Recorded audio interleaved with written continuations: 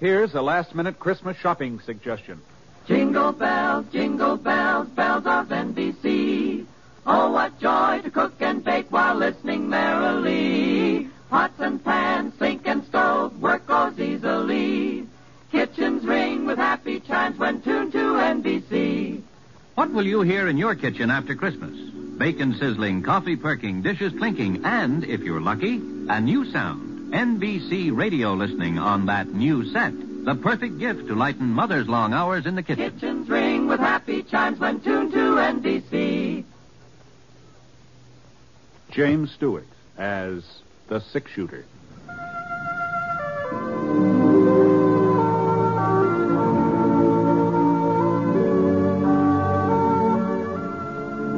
The man in the saddle is angular and long-legged. His skin is sun-dyed brown. The gun in his holster is gray steel and rainbow mother-of-pearl, its handle unmarked. People call them both the six-shooter. The NBC Radio Network presents James Stewart as the six-shooter, a transcribed series of radio dramas based on the life of Britt Ponsett, the Texas plainsman who wandered through the Western Territories, leaving behind a trail of still-remembered legends.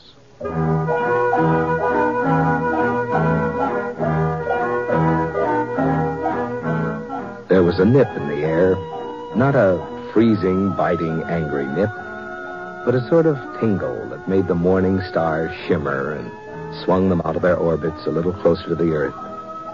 Oh, it was a winter nip, all right, but not a hard winter.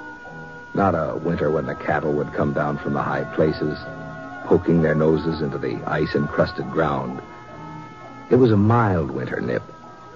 Mild enough so that the breath of the boy on the Pinto turned only a faint gray as he rode toward the campfire where the man was sitting. Howdy. Hello, mister. I see your fire. I thought maybe you wouldn't mind if I gave my pony a chance to warm up. Sure. Make yourself home.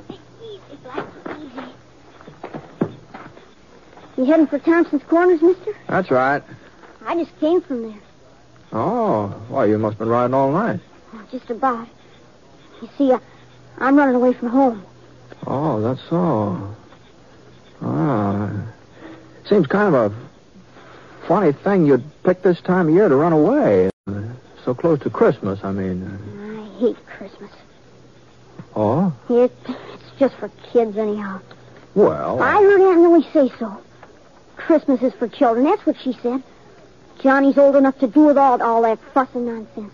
I heard her tell Mr. Franklin that. Oh, you don't live with your folks, huh, Johnny? No, sir. They died about 8 months ago. Oh, I see.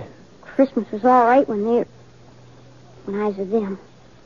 Of course, I was a lot younger then. Oh, yes. It just beats me the way folks take Christmas so serious.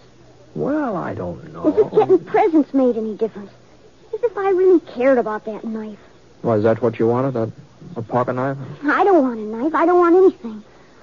I just wish there wasn't any Christmas, that's all. Mm-hmm. Well, I guess you aren't the first person to feel that way.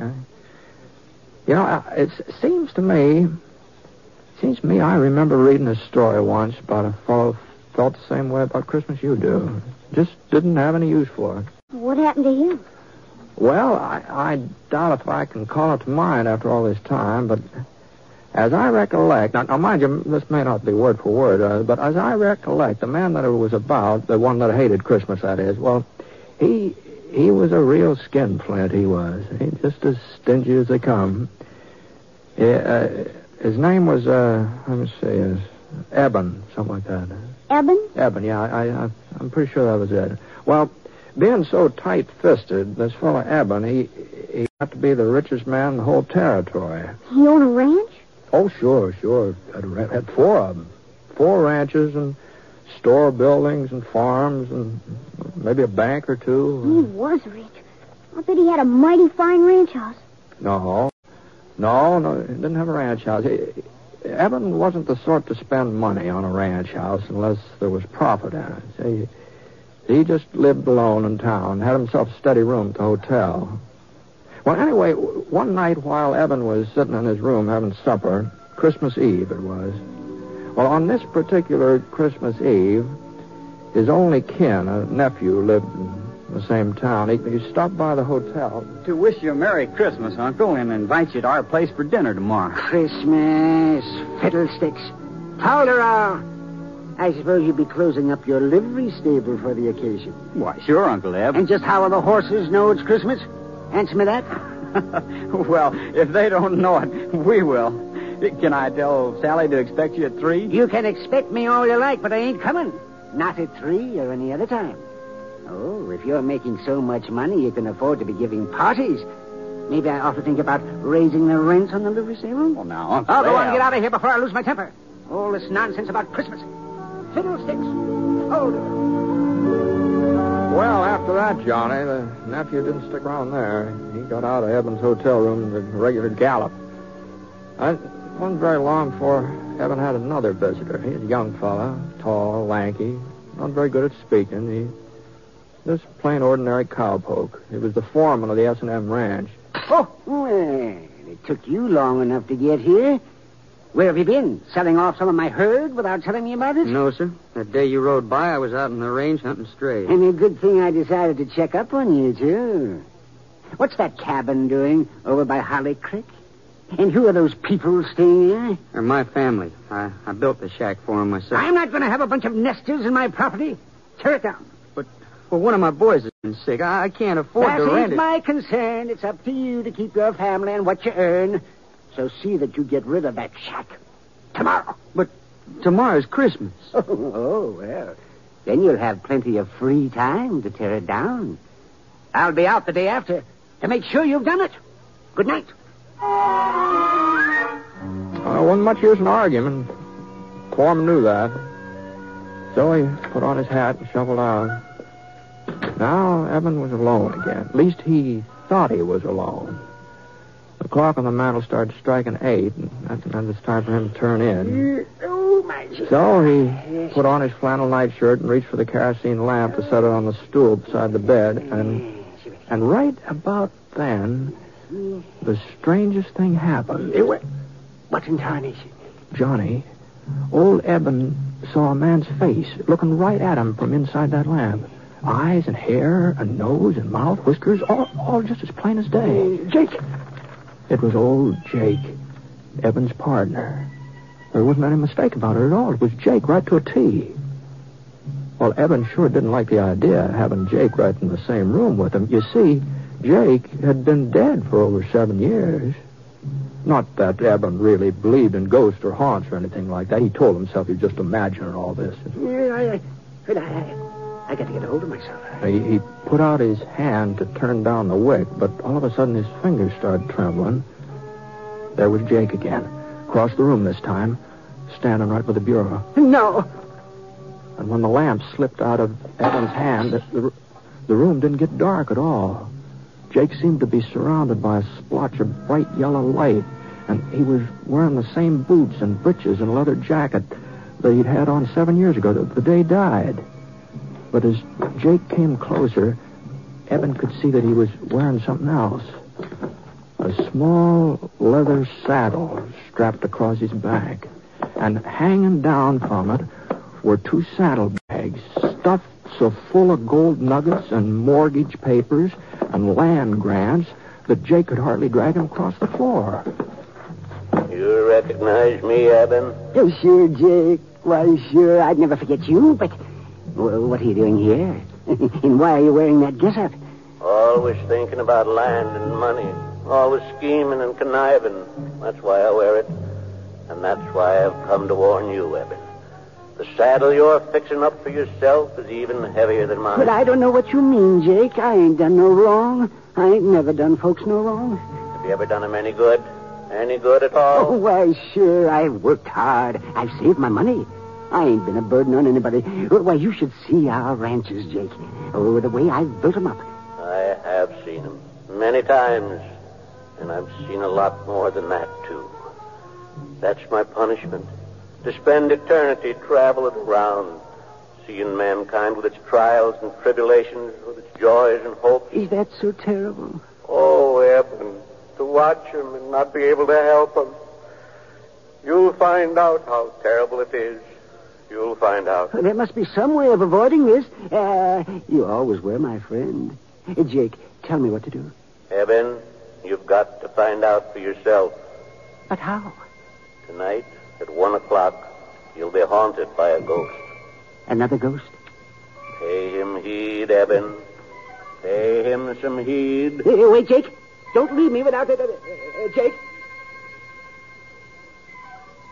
The yellow light sort of faded away and the ghost was gone.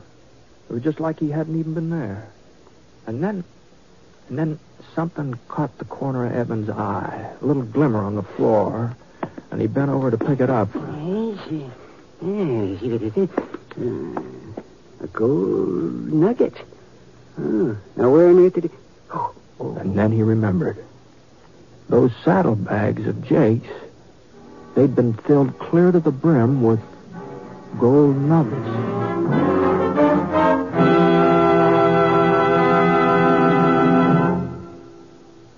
We're interrupting our story for only a moment, and only to tell you, our unseen audience, that you have helped more than you may realize to make this a very Merry Christmas for all of us on this program.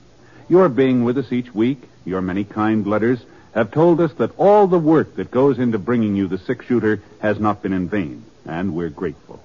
So, friends, from all of us, Jimmy Stewart and the cast, our writer, our director, engineers, and sound technicians, our best wishes for a happy holiday season.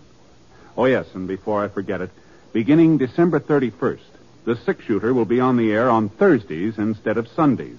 That's beginning Thursday the 31st. The time of broadcast will be listed in your local newspaper. Thank you. Now, Act 2 of The Six-Shooter, starring James Stewart as Britt Ponsett.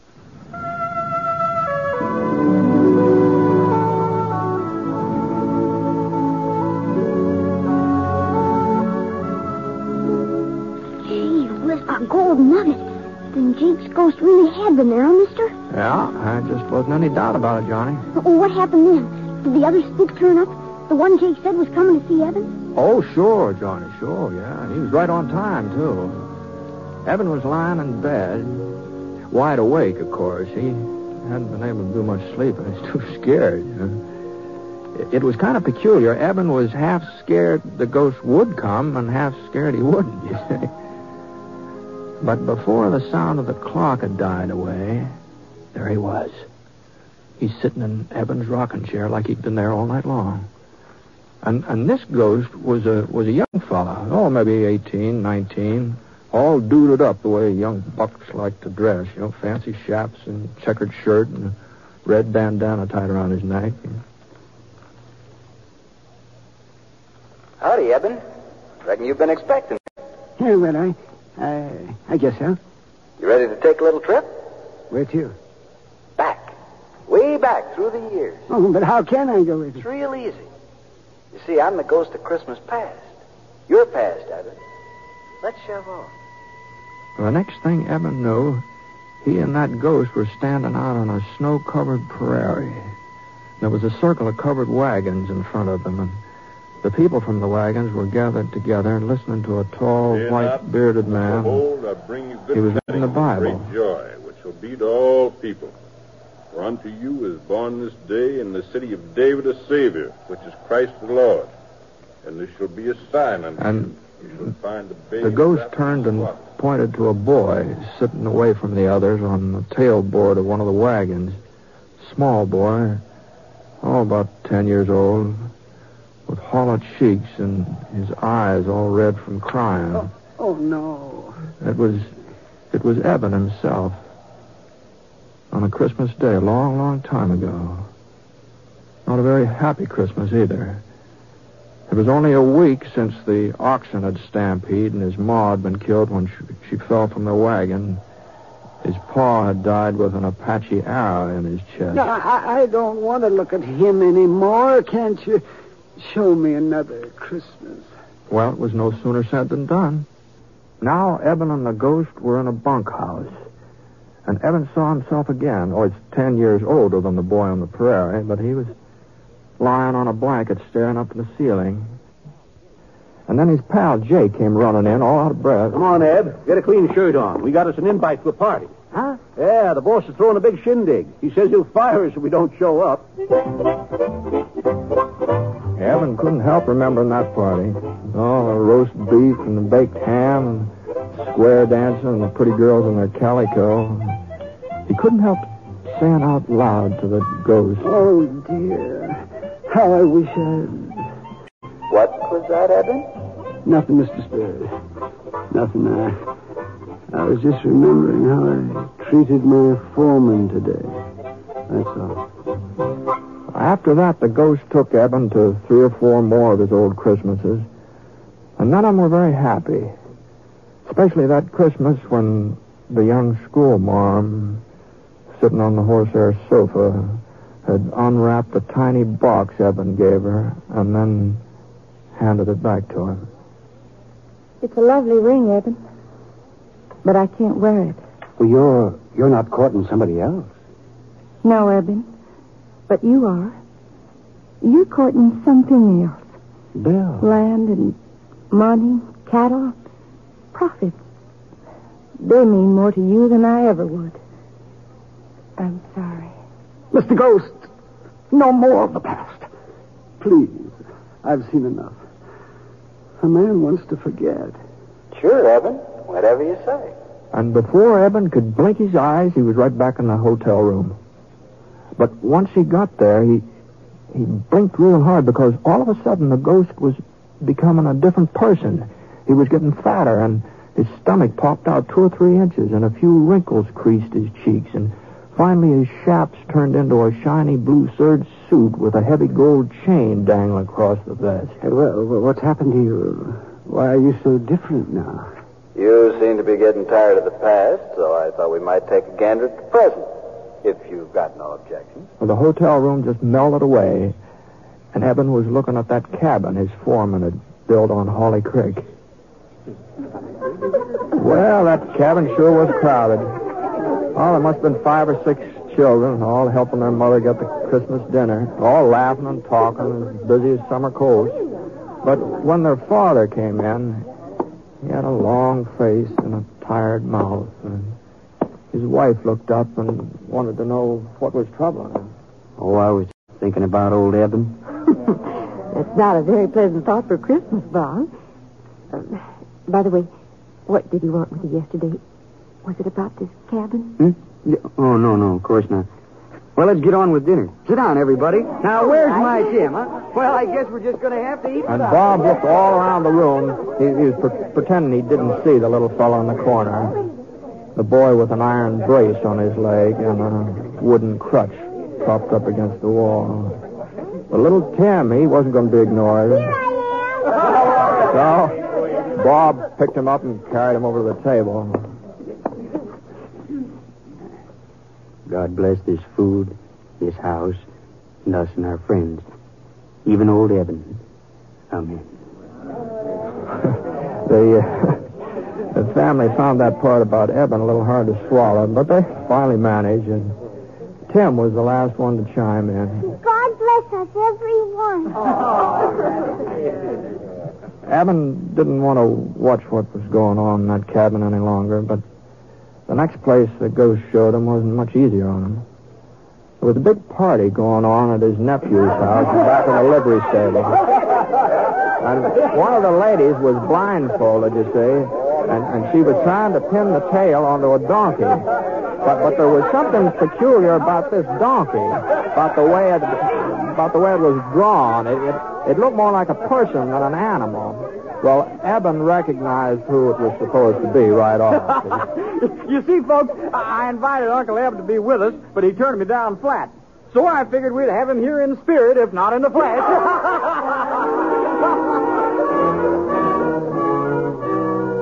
Right back in the hotel room again. That's where Eben found himself. Spirit, you showed me the past and the present. What's left to see? The future, Eben. The future. And that's how Eben came to see a Christmas of the future.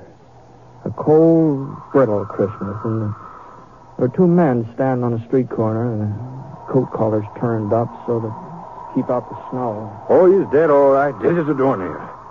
Sure is a Christmas present I never expected. At least whoever handles his property won't be as hard to deal with as he was. Wonder if they'll bother giving him a funeral. And in a frame house over on the side street in the edge of town, a woman was speaking to her husband. Funny. To me, he's been dead for years. Well, I haven't even thought of him since I don't know when. And yet, once I was real fond of him. Funny, isn't it? Ghost. Who are they talking about? Those men on the street. That woman I used to know. Who is it that's dead? Tell me. And the ghost slowly turned and stretched out a long, thin, bony finger. And there, right at the end of that finger, was a tombstone, all covered with weeds. Eben could barely make out the name that was carved on it. Ebenezer Scrooge. No. What's this? Where am I? You know what? He was right in his own bed, in his own nightshirt, and the sun was streaming through the frosted windows. But Eben didn't stay there very long, not for very long. He got into his boots and trousers as fast as he could, and he dashed down the stairs, out into the street. Well, you see, the stores being closed gave Eben quite a problem. Well, he'd just have to make Fuzzy Wagner open the butcher shop up, that's all. Of course, Fuzzy didn't have much choice, seeing as how the shop was located in one of Eben's buildings. And when Eben told him what he wanted, a turkey and a ham, well... No. Better make it 2 hams and send them out to the cabin on the S&M ranch. And they're not to know that I ordered them. You understand, Fuzzy? Here's the money and a little extra for your trouble. Well, before Fuzzy could get his jaw shut up again, Eben was on his way, and he headed right straight out to his nephew's house. And Eben was the life of the party, too. Well, the way he carried on, he's laughing and making jokes and telling stories on himself, and he insisted that they use that donkey with his face on it when they played games, Yes, because that's what I've been all these years. A real 4-footed, long-eared donkey. And the next morning, though, that's what Eben enjoyed the most. He was up bright and early and hitched the team to the buckboard and drove out to the S&M, hurrying the horses all the way. Come on, Bess. Come on, Martha. Step a little lively. If he could just get out there before his foreman started tearing down that cabin. Whoa, Martha. Whoa. Yeah. Well, Robert? Yes, sir? I see you ain't carried out my orders. Well, it was Christmas. I just couldn't tell him I'll do it today. Oh! This is the last straw. I'm not putting up with your shenanigans any longer, young fella. Oh, but please... That cabin's coming down and no buts about it. And then we're building a new ranch house in its place. Big enough for you and your whole family.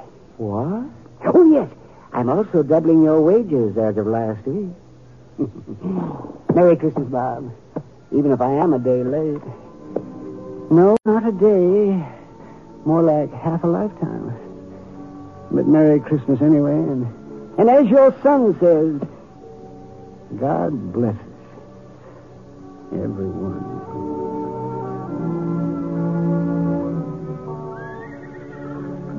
Well, that's the way things worked out, Johnny, more or less. Well, that's a fine story, Mr. Real fine. I reckon I know why you told it to me. How's that? So that I'd understand about Christmas and how important it is to do for other people instead of just thinking about yourself. Well, no. I didn't have that in mind especially. The story just happened to come into my head, that's all. Well, maybe if I had to give Aunt Millie something, a present maybe.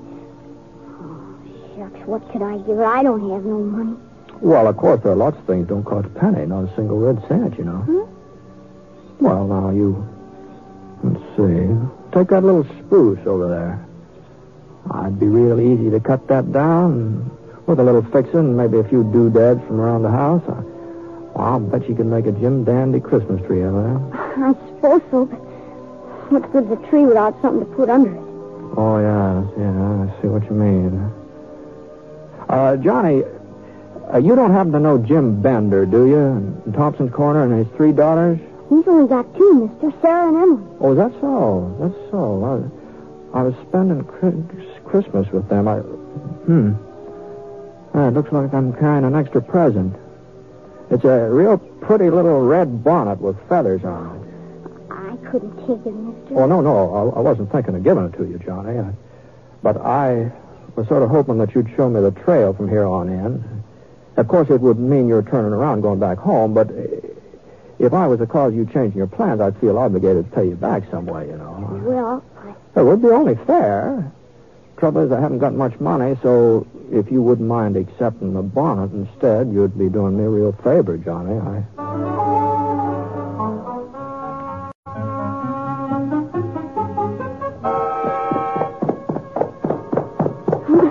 There's Aunt Millie out in the yard. Oh, she looks mad in a wet hen. Well, there is a resemblance. I'll have to admit that. Where in tarnation have you been, John Cartville? I've been looking high and low for you since dawn. Well, I just went for a little ride, Aunt Millie, to get us a Christmas tree, see? Christmas tree? Fiddlesticks. This gentleman helped me cut it down. I'll just take it inside. Be right back, mister. If we had any use for a Christmas tree. I suppose he's figuring there'll be a whole lot of presents under it. No, I don't think so. But just between you and me, I got a hunch there'll be at least one person waiting for somebody. What are you talking about? Oh, no. It wouldn't be fair for me to speak out before Christmas. You know that. You don't mean he's got something for me? No. You mustn't get too curious so early. But I thought he didn't like me. I thought he just hated having to live here with an old maid. I guess I just don't know nothing about kids. Nothing at all. I don't deserve to get... Well, I think I'd better get moving along. Say goodbye to Johnny for him, will you? And I wonder if you'd give this to him. Yeah, tell him the little blade on it's kind of dull, but... A pocket knife? Yeah. Now, how did you know? Hold on a minute. Oh, God bless you, mister. And Merry Christmas. Merry Christmas.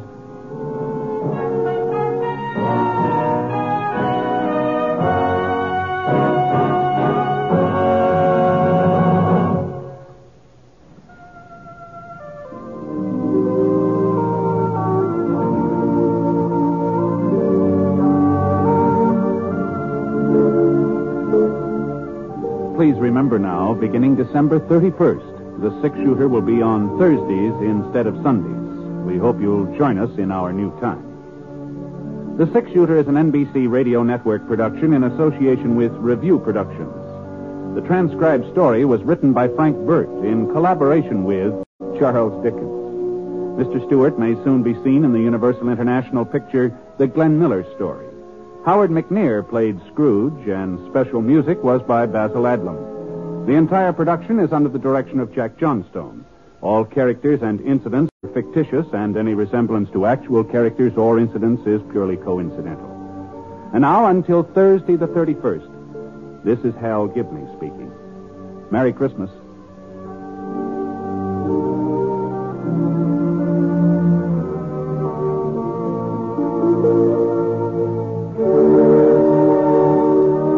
Tonight, hear Rex Harrison and Anna Lee in the NBC Star Playhouse on the NBC Radio Network.